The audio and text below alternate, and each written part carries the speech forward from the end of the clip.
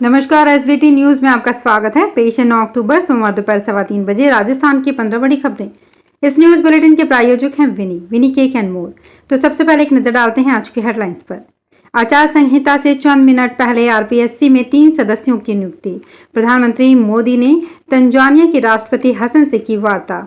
5 राज्यों में चुनाव की घोषणा, नतीजे 3 दिसंबर को। मध्य प्रदेश में 17, राजस्थान में 23 और छत्तीसगढ़ में 7 व 17 नवंबर को होगी वोटिंग। देवउठनी एकादशी डालेगी चुनाव पर असर। भाजपा में उम्मीदवारों की पहली लिस्ट के लिए बैठकों का दौर जारी। और अब खबरें विस्तार से। राजस्थान में विधानसभा चुनाव के लिए आदर्श आचार संहिता लगने से ऐन पहले गहलोत सरकार ने कई बड़े फैसले लिए। इनमें सबसे महत्वपूर्ण फैसलों में से एक रहा राजस्थान लोक सेवा आयोग के 3 सदस्यों की नियुक्ति। सीएम अशोक गहलोत ने देवाराम सैनी, केसर सिंह और डॉक्टर अयूब खान को आरपीएससी सदस्य बनाने की मंजूरी दी है। देवाराम सैनी सीएम गहलोत के ही विशेषाधिकारी हैं, जबकि केसर सिंह पूर्व पुलिस अधीक्षक और डॉक्टर अयूब खान पूर्व में सुरसागर विधानसभा क्षेत्र से कांग्रेस की टिकट पर विधानसभा चुनाव लड़ चुके हैं। प्रधानमंत्री नरेंद्र मोदी ने सोमवार को तंजानिया के राष्ट्रपति सामिया सुलूहू हसन से व्यापक मुद्दों पर चर्चा की और इस दौरान द्विपक्षीय संबंधों को मजबूत बनाने पर खास ध्यान दिया। राष्ट्रपति हसन 4 दिवसीय यात्रा पर रविवार को यहां आई हैं। मोदी हसन की वार्ता से पहले विदेश मंत्रालय के प्रवक्ता अरिंदम बागची ने कहा कि तंजानिया के राष्ट्रपति की यात्रा दोनों देशों के बीच दीर्घकालीन संबंधों को नए स्तर तक ले जाने का एक अवसर है। तंजानिया के राष्ट्रपति 10 अक्टूबर को दिल्ली में एक व्यापार और निवेश कार्यक्रम में भी शामिल होंगी। देश के चुनाव आयोग ने आज सोमवार को मध्य प्रदेश, राजस्थान, छत्तीसगढ़, तेलंगाना और मिजोरम में विधानसभा चुनाव की तारीखों का ऐलान कर दिया है। इन राज्यों में चुनावी प्रक्रिया 27 दिन चलेगी। सबसे पहले मिजोरम में 7 नवंबर को मतदान होगा। इसके बाद मध्य प्रदेश में 17 नवंबर को मतदान होगा। छत्तीसगढ़ में 2 चरणों में 7 नवंबर और 17 नवंबर को वोटिंग होगी। फिर 23 नवंबर को राजस्थान और 30 नवंबर को तेलंगाना में वोट डाले जाएंगे। सभी 5 राज्यों में एक साथ 3 दिसंबर को रिजल्ट आएंगे। मध्य प्रदेश में अभी बीजेपी सत्ता में है, तो राजस्थान और छत्तीसगढ़ में कांग्रेस की सरकार है। तेलंगाना में केसीआर की पार्टी बीआरएस की, तो वहीं मिजोरम में मिजो नेशनल फ्रंट सत्ता में है। इस बार 60,02,000 फर्स्ट टाइम वोटर्स। मुख्य चुनाव आयुक्त राजीव कुमार ने सोमवार को प्रेस कॉन्फ्रेंस में बताया कि इन राज्यों में कुल 16 करोड़ 14 लाख वोटर्स हैं। इस बार देवउठनी एकादशी का अबू सावा 23 नवंबर को है। इसी दिन राजस्थान विधानसभा चुनाव की घोषणा भी की गई है। 23 नवंबर को प्रदेश विधानसभा के लिए मतदान होगा। ऐसे में कई लोगों के विवाह समारोह के लिए छुट्टियों पर असर पड़ेगा, तो कई लोग विवाह समारोह में जाने के कारण वोटिंग से वंचित रह जाएंगे। चुनाव की घोषणा के साथ ही इन सब बातों पर भी मंथन शुरू हो गया है।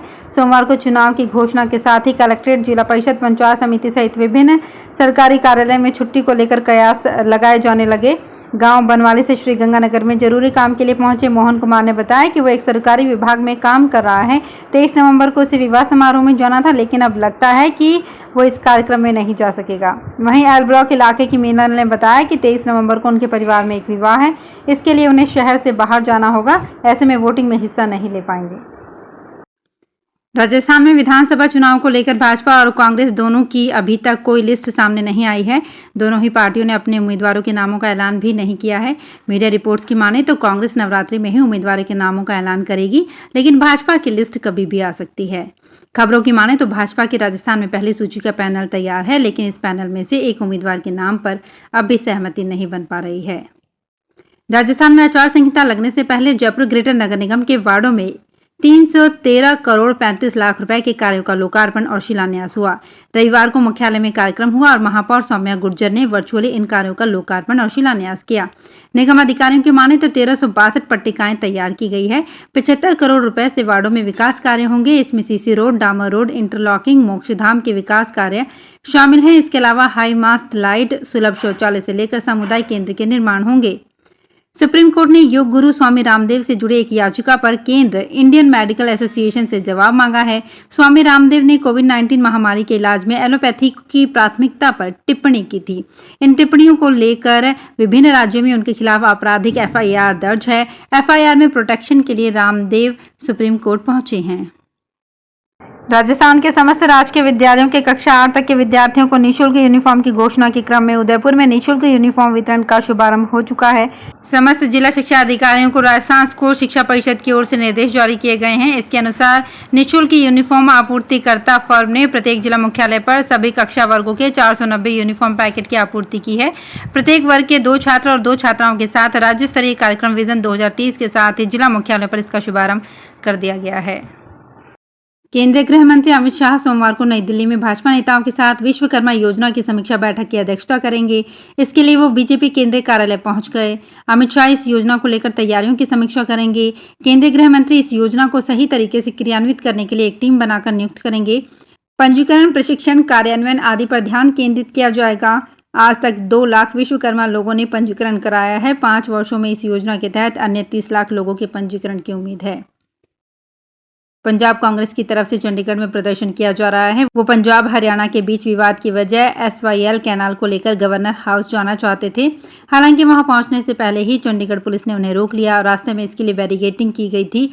जब कांग्रेस बैरिकेड पर चढ़े तो पुलिस ने पानी की बौछार मार दी, जिसके बाद कांग्रेसियों को वहां से खदेड़ दिया गया। इसके बाद पुलिस ने पंजाब कांग्रेस के प्रधान अमरिंदर सिंह, राजा वड़िंग समेत दूसरे कांग्रेसियों को हिरासत में ले लिया। हिरासत में लेने के बाद कांग्रेस प्रधान राजा वड़िंग ने कहा कि किसी भी राज्य को पंजाब के पानी की एक भी बूंद नहीं देंगे। राजस्थान में मानसून के विदा होने के साथ अब दिन रात के तापमान में उतार चढ़ाव होने लगा है। अगले कुछ दिन में यह अंतर और बढ़ने लगेगा।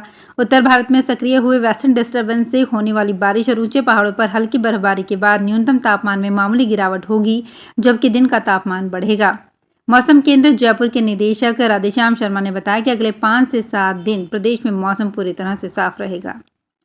राजस्थान में चुनाव की तैयारियां तेज हो गई है। राजस्थान में इस बार 5 करोड़ 26 लाख से ज्यादा वोटर सरकार का चुनाव करेंगे। वहीं राज्य की 200 विधानसभा में से सबसे बड़ी और सबसे छोटी दोनों विधानसभा जयपुर शहर में मौजूद है। इन दोनों विधानसभा में वोटर्स की संख्या में 50% से ज्यादा का अंतर है। चित्तौड़गढ़ की एक विधानसभा ऐसी है जहां महिला वोटर्स पुरुषों से भी ज्यादा है। राजस्थान की 200 विधानसभा में सबसे बड़ी विधानसभा जयपुर की झोटवाड़ा, यहाँ सबसे ज्यादा 4,20,712 वोटर्स हैं। राजकीय उच्च प्राथमिक स्कूल भाटिया फलाह स्कूल के शिक्षक को एपीओ करने से नाराज बच्चों ने अभिभावकों के साथ तालेबंदी कर धरना देते हुए प्रदर्शन किया। सीमलवाड़ा ब्लॉक के राजकीय उच्च प्राथमिक स्कूल भाटिया फलाह सरथुना में सोमवार को स्कूली बच्चों ने तालेबंदी कर दी। स्कूल के एक टीचर को एपीओ करने से नाराज बच्चों ने अभिभावकों के साथ तालेबंदी कर धरना देते हुए प्रदर्शन किया। सीमलवाड़ा ब्लॉक शिक्षा अधिकारी ने 6 अक्टूबर को राजकीय उच्च प्राथमिक स्कूल भाटिया फलाह सरथुना का निरीक्षण किया था। इसमें स्टॉक संधारण में कुछ कमियां मिलने पर एमडीएम प्रभारी हिमांशु राम परमार को एपीओ कर दिया गया था। राजस्थान में आगामी विधानसभा चुनाव के लिए भाजपा अपने उम्मीदवारों के चयन से लेकर चुनावी रणनीति में इस बार ज्यादा प्रयोग नहीं करेगी। पूर्व मुख्यमंत्री वसुंधरा राजे को बिना चेहरा घोषित किए भी पार्टी में उनकी राय को अहमियत दी जाएगी। प्रचार अभियान में भी वो राज्य की पहले नंबर की नेता रहेंगे। पार्टी के मौजूदा विधायकों में भी करीब 25 के ही टिकट काटे जाने की संभावना है। 5 राज्यों के विधानसभा चुनाव में भाजपा की सबसे मजबूत स्थिति राजस्थान में ही है। सरकारी नौकरियों में 2% आरक्षण का लाभ उत्कृष्ट खिलाड़ियों को देने के लिए खेल नीति में संशोधन की कवायद तो शुरू की गई, लेकिन ये महज खानापूर्ति साबित हुई। चयन बोर्ड, शिक्षा, खेल और कार्मिक विभाग की अनुशंसा के बाद भी खेल नीति में संशोधन का प्रस्ताव ऐन वक्त पर अटक गया। इससे उत्कृष्ट खिलाड़ियों की उम्मीदों पर पानी फिर गया। अब आने वाले 27 भर्तियों में खेल सर्टिफिकेट में फिर से फर्जीवाड़े की आशंका है। गौरतलब है कि 3rd ग्रेड और पीटीआई भर्ती में सैकड़ों की संख्या में फर्जी खेल सर्टिफिकेट आने के बाद खेल नीति में संशोधन की कवायद शुरू हुई थी। तो फिलहाल इस बुलेटिन में इतना ही। फिर हाजिर होंगे कुछ और बड़ी खबरों के साथ। अगर आप भी अपने आसपास की छोटी बड़ी और महत्वपूर्ण खबरों से अपडेट रहना चाहते हैं तो सब्सक्राइब कीजिए हमारे चैनल एसपीटी न्यूज को और प्रेस कीजिए बेल आइकन पर।